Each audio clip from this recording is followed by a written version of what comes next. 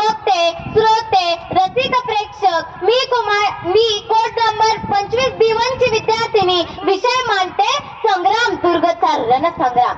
21 जून 1607 च्या सकाळी चाकणच्या भुईकोट किल्ल्यामधला एक मावळा धावतच फिरंगोजी नरसाळ यांच्याकडे आला आणि म्हणाला, बाहेर बघा तरी जरा काय आहे. तसे फिरंगोजी धावतच किल्ल्याच्या बुरुजावर चढले आणि समोर पाहतात तर काय, प्रचंड सेनासागर, तमाम हत्ती, घोडे, मोठमोठे झेंडे, सरदारांच्या पालख्या, इराणी, तुराणी, राजपूत सैनिकांचा भला मोठा समुद्रच जणू काय. 21,000ची फौज घेऊन स्वतः हत्तीवर बसून 60 वर्षाचा शाहिस्ते खान आला होता.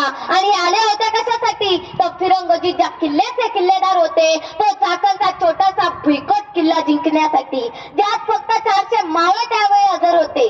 फिरंगोजी आपल्या मावळ्यांना म्हणाले, खास पाहुणा आहे त्याला चाकणचा पाहुणचार दाखवा.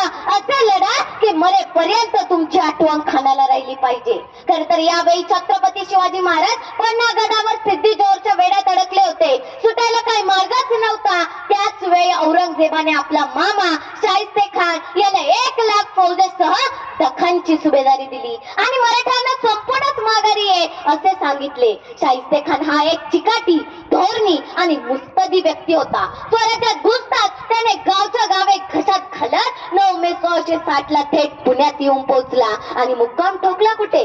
तर लाल महालात शिवरायांच्या घरात. आणि आता हा चाकणचा संग्राम दुर्ग जिंकण्यासाठी स्वतः शाहिस्ते खान किल्ल्यासमोर उभा होता. चाकणचा छोटासा भुईकोट किल्ला पाहून शाहिस्ते खानाला वाटलं की 1-2 दिवसांचा खेळ, किल्ला जिंकूनच पुण्याला जाऊ. पण त्याला माहित नव्हतं किल्ला हे शिवरायांचं प्रेम. इथला प्रत्येक किल्ला आणि प्रत्येक मावळा वर्षानुवर्ष लढण्यासाठीच बनलेला असतो. चाकणच्या किल्ल्याला चौबाजूने 30 फूट खोल खंदक होता, म्हणून किल्ल्याच्या दरवाजावर सरळ मार्गाने हल्ला करता येत नव्हता. किल्ल्याच्या बुरुजांना शिड्या सुद्धा लावता येत नव्हता, म्हणून शाहिस्ते खानाने किल्ल्यावर तोफांचा मारा सुरू केला. पण त्या तोफांच्या मारापुढे या मजबूत किल्ल्याला काहीच फरक पडला नाही. तोफांचा मारा करण्यासाठी पुढे आलेल्या त्या मोगली सैन्यावर किल्ल्यातल्या मावळ्यांनी तोफांचा असा मारा केला की शेकडो मोगल सैनिक जागेवर ठार झाले. तसे मोगल सैनिक माघारी सरले. त्यांनी उंच दमदमे रचून किल्ल्याच्या आत तोफगोळे फेकण्याचा प्रयत्न केला, पण तरी किल्ला दाद देना. त्यात वरून एकसारखा पाऊस चालू असल्यामुळे तोफांचे मात्र काही केल्या संग्राम दुर्ग पुढे चालेना. उलट रात्रीच्या वेळी मराठ्यांच्या स्वार किल्ल्याबाहेर पडून मोगलांच्या छावणीवर अचानक हल्ला करत आणि मोगलांचे लचके तोडत. मग शाहिस्ते खानाने आपल्या सैन्याला संपूर्ण ताकदीनुसार हल्ला करण्यास सांगितले. मग मोगल सैन्याने किल्ल्याच्या ईशान्येकडून एक गुप्त भुयार संग्राम दुर्गच्या बुरुजापर्यंत खोदत नेलं. मराठ्यांना या बेताची बिलकुल सुद्धा कल्पना नव्हती. अखेर वेड्याचा 55वा दिवस उजाडला.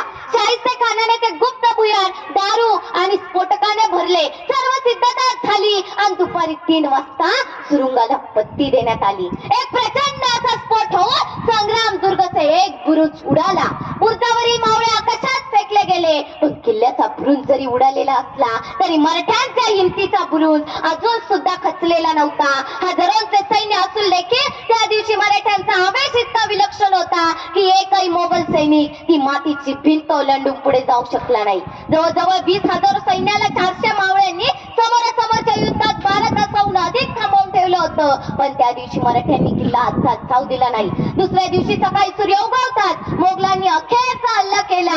सर्व बाजूनी मोगल सैन्य किल्ल्याच्या आत घुसू लागले. पण मराठे अजूनही हार मानायला तयार नव्हते. पण आता अनेक मराठे मारले जाऊ लागले. मग आता शेवटी मराठ्यांचा काहीच इलाज चालेना. तेव्हा योग्य परिस्थिती पाहून फिरंगोजींनी किल्ला शाहिस्ते खानाच्या ताब्यात देण्याचं ठरविलं. फिरंगोजींना आता पुढे मराठ्यांचा जीव वाचवायचा होता, म्हणून फिरंगोजींनी तलवार खाली ठेवली आणि किल्ला शाहिस्ते खानाच्या ताब्यात दिला. किल्ला सोडून जाणाऱ्या फिरंगोजींना पाहून हत्तीवर बसलेला शाहिस्ते खान म्हणाला, फिरंगोजी तुमचा बड़ा लड़ाकू मैंने आज तक नहीं देखा. तुम्हें हर चीज मिलेंगी, तुम हमारे साथ आओ. तेव्हा फिरंगोजी म्हणाले, जीव घ्यायचा असेल तर अजूनही घे, पण मी माझ्या राजांशी दगाबाजी करणार नाही. अशा या स्वामीनिष्ठ फिरंगोजींना आणि या संग्राम दुर्गला माझा मानाचा मुजरा मनपूर्वक धन्यवाद.